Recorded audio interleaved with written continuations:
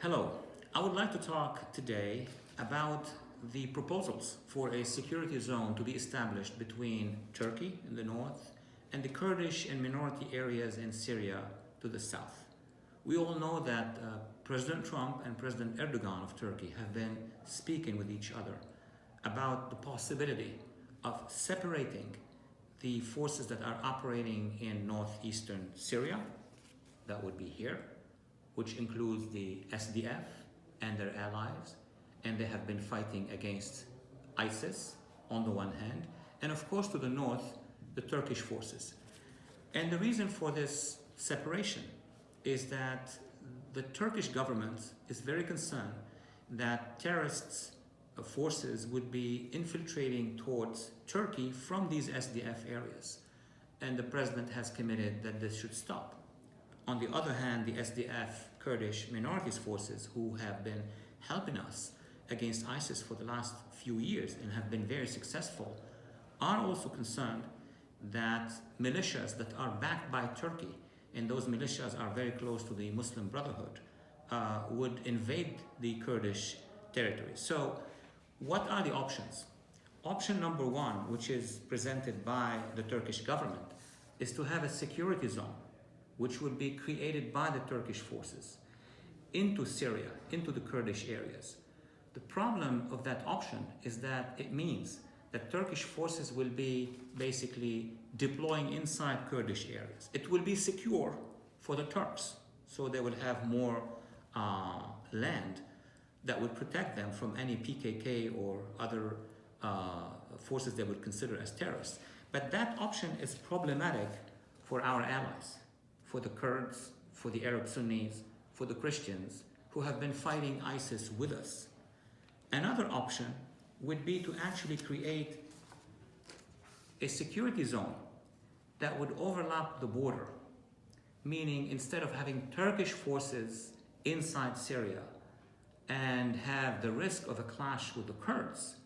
there should be a deployment of United Nations forces on both sides of the border, ensuring that the SDF is not going to allow to any element that would threaten Turkish security, but it will also ensure that Turkish forces won't be inside Kurdish areas. I do recommend that the second option will be implemented either by, which is my preference and my first choice, United Nations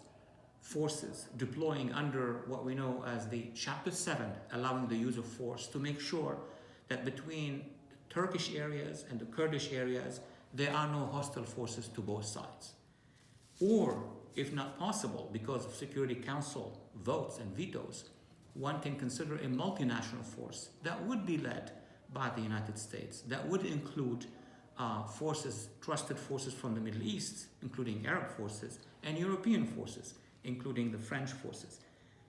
What is important about these two options is the goal. The goal is to make sure that Turkey's concern about being attacked by terrorist factions is over, dissipates, and make sure that the Kurdish forces inside Syria, the SDF and their allies, are not going to be dismantled by any military presence on their territories. I do hope that the Trump administration, backed by the US Congress,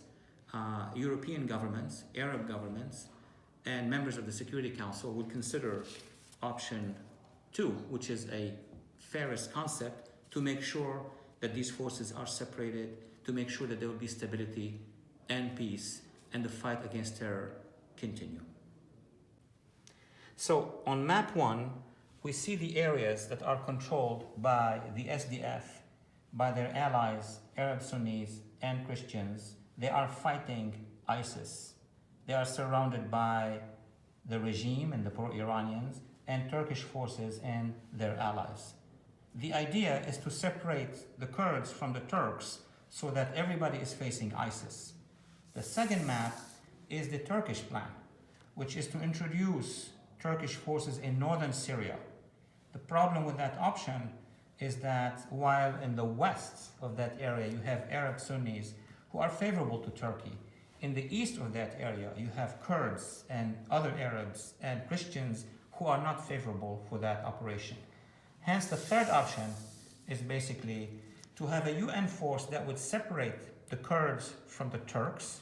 that would ensure that there would be no terrorist activities going into Turkey, but that would also ensure the Kurds that the Turkish army is not going to move inside their areas.